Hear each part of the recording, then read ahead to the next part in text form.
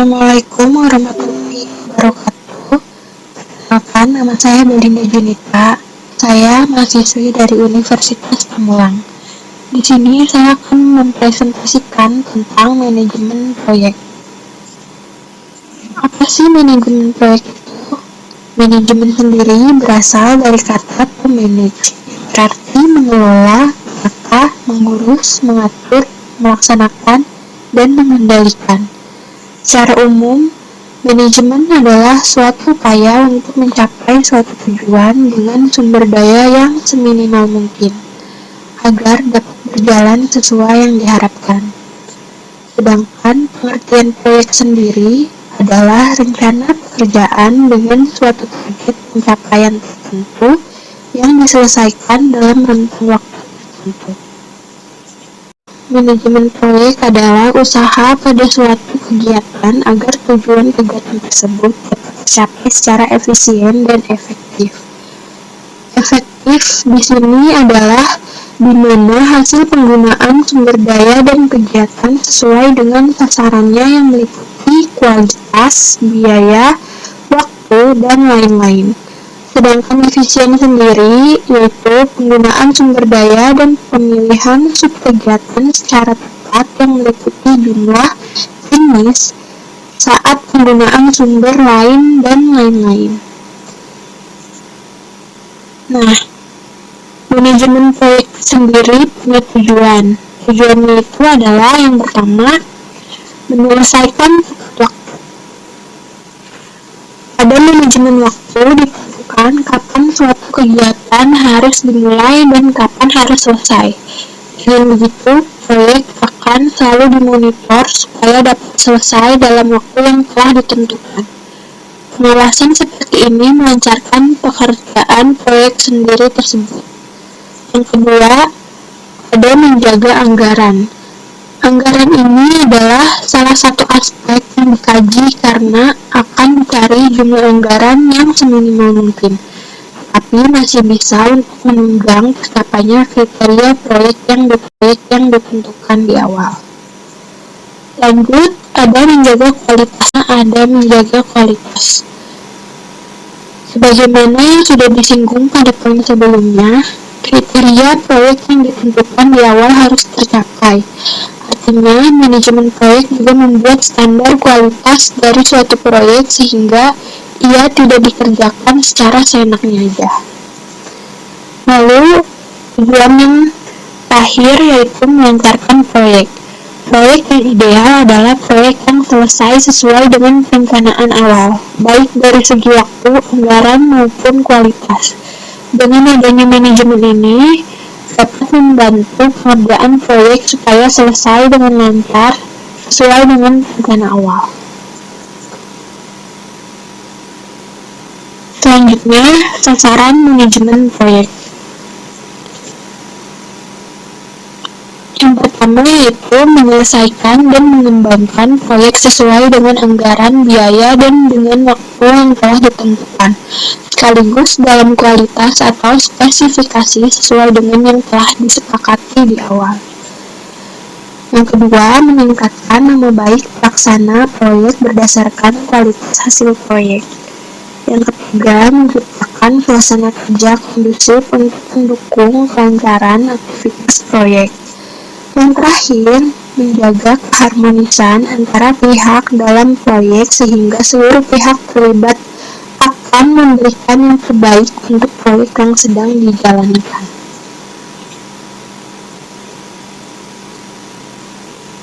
Proses-prosesnya yaitu yang pertama, perencanaan atau planning adalah peramalan masa yang akan datang dan perumusan kegiatan-kegiatan yang akan dilakukan untuk mencapai tujuan yang ditetapkan berdasarkan peramalan tersebut. Bentuk dari perencanaan dapat berupa perencanaan prosedur, perencanaan metode kerja, perencanaan standar pengukuran hasil, perencanaan anggaran biaya, perencanaan program, atau rencana kegiatan beserta jadwal. Yang kedua, ada pengaturan atau organizing yang bertujuan bertujuan untuk melakukan pengaturan dan pengelompokan kegiatan proyek konstruksi agar kinerja yang dihasilkan sesuai dengan yang diharapkan. Lanjut, yang ketiga ada pengendalian atau controlling. Adalah proses penetapan apa yang telah dicapai, evaluasi kerja, dan langkah perbaikan bila diperlukan. Contoh manajemen proyek itu ada 4. Yang pertama, proyek konstruksi. Proyek konstruksi adalah proyek yang berhubungan dengan pembangunan sarana publik. Misalnya seperti pembangunan bendungan, gedung, kawasan pembangkit listrik, jembatan, pabrik, jalan raya, jalan tol, dan yang lainnya. Yang kedua ada proyek penelitian. Proyek penelitian adalah suatu proyek yang dilakukan untuk kepentingan penelitian dan pengembangan. Hasil dari penelitian tersebut dapat digunakan untuk meningkatkan kualitas dari suatu barang atau jasa, atau hanya untuk pengembangan ilmu pengetahuan saja. Lanjut ada proyek manufaktur. Proyek manufaktur adalah proyek yang melakukan perancangan untuk memproduksi suatu produk secara menyeluruh. Lanjut ada proyek padat modal. Proyek padat modal adalah proyek produksi besar dengan bantuan mekanik atau robot. Proyek ini disebut padat karena pada eksekusinya membutuhkan modal yang sangat banyak. Banyaknya modal yang diperlukan membuatnya hanya bisa dilakukan oleh perusahaan besar saja. Tapi perusahaan kecil jangan pernah menyerah. Teknik manajemen proyek. Yang pertama ada teknik CPM, Critical Method, atau metode jalur kritis.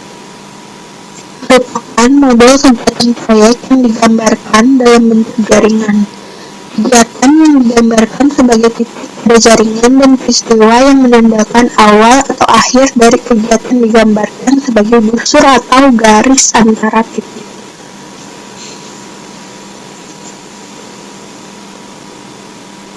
Langkah-langkah metode CPM. Yang pertama, menentukan tujuan kegiatan.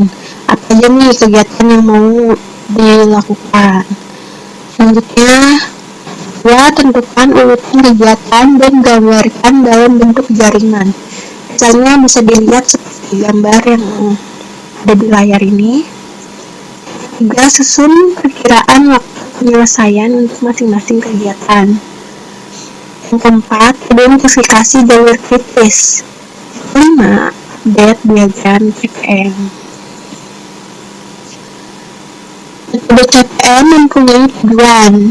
Pertama yaitu untuk memetakan semua langkah yang diperlukan untuk menyelesaikan proyek dan mengidentifikasi jadwal untuk setiap prioritas dan urutan yang terlibat.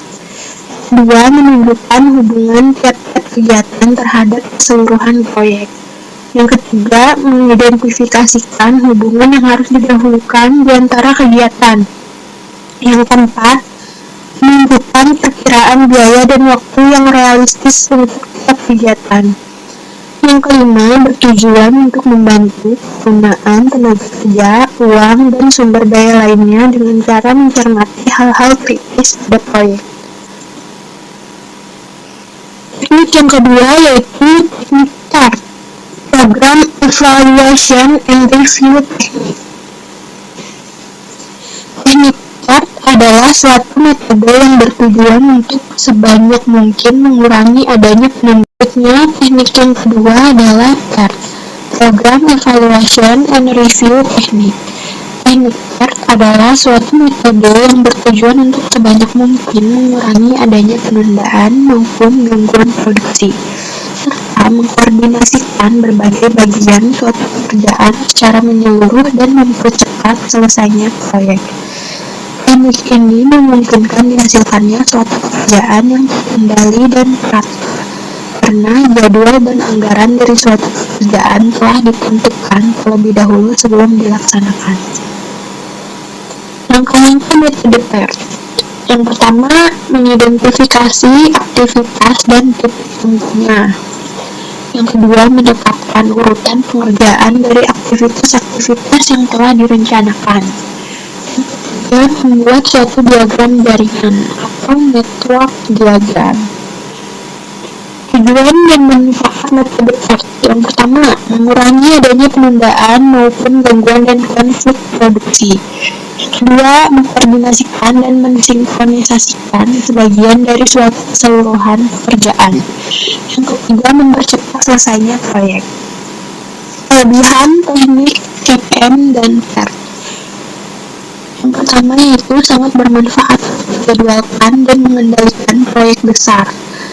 Konsep yang lugas, yang secara langsung dan tidak memerlukan perhitungan matematis yang rumit. Network atau jaringan dapat untuk melihat hubungan antar kegiatan proyek secara cepat. Analisa jalur kritis dan slack membantu menunjukkan kegiatan yang perlu diperhatikan lebih detail. Dokumentasi proyek dan gambar menunjukkan siapa yang bertanggung jawab untuk berbagai kegiatan. Kelebihannya dapat juga diterapkan untuk proyek yang bervariasi dan berguna dalam pengawasan biaya dan jadwal. Tapi, teknik CPM dan PERT mempunyai kekurangan. Yang pertama itu, kegiatannya harus jelas dan hubungan harus bebas dan stabil. Yang kedua, hubungan pendahulu harus dijelaskan dan dijaringkan bersama-sama. Yang ketiga, perkiraan waktu cenderung subjektif dan tergantung manajer. Yang keempat, ada bahaya terselubung dengan terlalu banyaknya penekanan pada jalur kritis. Nah, perbedaannya bisa dilihat itu pas digunakan pada perencanaan dan pengendalian proyek yang belum pernah dikerjakan, sedangkan CPM digunakan untuk menjadwalkan dan mengendalikan aktivitas yang sudah pernah dikerjakan sehingga data, waktu, dan biaya setiap unsur kegiatan telah diketahui oleh evaluator. Nah, pada PERT digunakan 3 jenis waktu, yang tercepat, lama, dan terlayak. Sedangkan CPM hanya memiliki satu jenis informasi waktu, yaitu waktu yang paling cepat dan layak untuk menyelesaikan suatu proyek. Pada PERT yang ditekankan waktu, sebab dengan meningkatkan waktu maka biaya proyek turut mengecil. Nah, CPM menekankan tepat biaya. CPM menggunakan satu jenis waktu untuk taksiran waktu kegiatan. Nah, PERT menggunakan 3 jenis waktu, yaitu perkiraan, optimis, termungkin, dan pesimis. CPM digunakan kala taksiran waktu pengerjaan setiap aktivitas diketahui dengan jelas, di mana deviasi relatif mini atau dapat diabaikan. Sedangkan PERT digunakan saat taksiran waktu aktivitas tidak dapat dipastikan, seperti aktivitas tersebut belum dilakukan atau bervariasi waktu yang besar. Perbedaan yang terakhir yang mampu diidentifikasi adalah PERT dengan berbasis statistik memberikan peluang hadirnya ketidakpastian. Hal tersebut tampak dalam misal untuk mengukur probabilitas selesainya proyek jika kita inginkan proyek selesai pada waktu tertentu. Cukup sekian presentasi dari saya, kurang lebihnya mohon maaf. Wassalamualaikum warahmatullahi wabarakatuh.